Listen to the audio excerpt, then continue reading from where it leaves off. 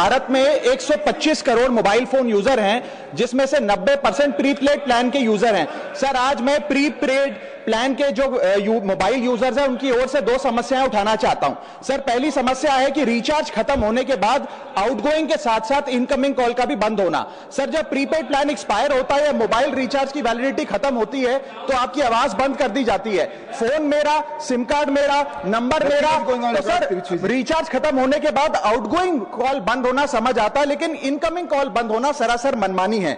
Sir, हमारा mobile number आज हमारी डिजिटल पहचान बन चुका है। एसेंशियल कम्युनिकेशन जैसे कि UPI payment, banking, OTP, train ticket OTP, PAN Aadhaar authentication, interview का कॉल, हॉस्पिटल का कॉल, मां बाप का गांव से कॉल, तमाम चीजें इनकमिंग कॉल और इनकमिंग एसएमएस से आती है और वो इसलिए बंद कर दिया जाता है कि इंसान एक रिचार्ज कराना भूल गया। सर, इनकमिंग कॉल बंद करना is not stopping of a service, ये हमारे राइट टू कम्युनिकेशन को स्टॉप करने जैसा है। सर, जैसे आपका आधार कार्ड इसलिए एक्सपायर नहीं हो जाता कि आपने डिटेल अपडेट नहीं करी, या आपका बैंक का खाता इसलिए बंद नहीं हो जाता कि आपने मंथली डिपॉजिट जमा नहीं किया, या आपका वोटर आईडी इसलिए सस्पेंड नहीं हो जाता कि आप एक चुनाव में वोट डालना भूल गए। ठीक उसी तरह आपका मोबाइल नंबर इसलिए सस्पेंड और डीएक्टिवेट नहीं होना चाहिए कि आप एक रिचार्ज भूल गए। सर, मैं सदन में फ्री आउटगोइंग की मांग नहीं कर रहा, फ्री डेटा की मांग नहीं कर रहा, लेकिन इनकमिंग कॉल फैसिलिटी की गारंटी होनी चाहिए। मेरी 3 स्पेसिफिक मांग है। पहली, प्रीपेड मोबाइल कनेक्शन में इनकमिंग कॉल और इनकमिंग एसएमएस कम से कम 1 साल तक कंटिन्यू रहे, चलता रहे from the date of the last recharge, ताकि एसेंशियल कम्युनिकेशन चलती रहे।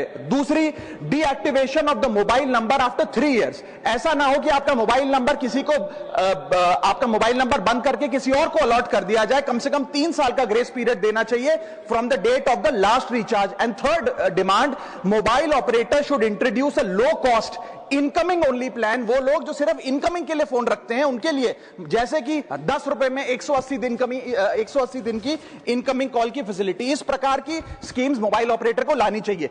दूसरी समस्या जो प्रीपेड कस्टमर्स फेस करते हैं वो है टेलीकॉम ऑपरेटर का 28 दिन का मंथली रिचार्ज। साल में सर महीने 12 होते हैं, लेकिन 28 दिन की रिचार्ज के माध्यम से 13 टाइम्स रिचार्ज कराना पड़ता है। कैसे सर? 28 दिन into 13 times is equal to 364 days. ये एक बड़ी क्लेवर स्ट्रैटेजी है जिसके चलते आपको फीलिंग 30 दिन की देते हैं, लेकिन आपसे डीलिंग 28 दिन की करते हैं। सर, दुनिया में हर जगह बिलिंग साइकिल कैलेंडर मंथ के हिसाब से होती है, 30 या 31 दिन।